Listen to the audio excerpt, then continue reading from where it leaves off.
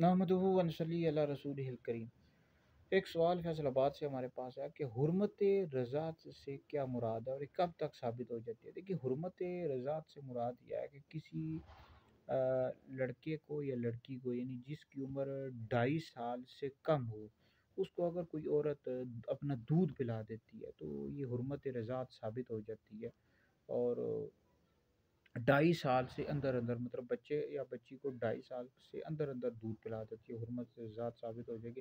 مطلب یہ ہے کہ وہ جو جس عورت نے دودھ پلایا اس کی ماں بن جائے گی، اور اس کا جو شوہر ہوگا اس کا باپ بن جائے گا، اور ان کی جو بچے ہوں گے وہ اس کے بہن بھائی بن جائیں گے۔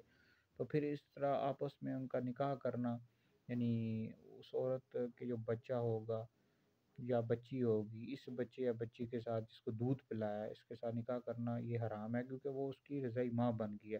تو اس میں غور کرنا چاہیے کہ اب بعض فیملیز اکٹھی رہ رہی ہوتی ہیں، ان میں ممانی بھی ساتھ رہ رہی ہوتی ہے، پھر چاچی بھی، تائی بھی، اور تو اس میں یہ ہوتا ہے کہ بعض اوقات وہ دودھ پلا دیتی ہیں کسی یعنی بانجے کو، یا پھر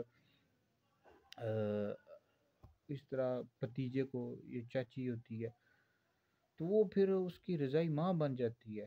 تو پھر اس طرح نکاح کرنا بچوں کے ساتھ، اس کو اپنے بچے کے ساتھ اس لڑکی یا لڑکے کے ساتھ کرے تو یہ حرام ہے، کیونکہ اس کی رضائی ماں بن گیا، اس کا شوہر اس کا رضائی باپ بن گیا ہے۔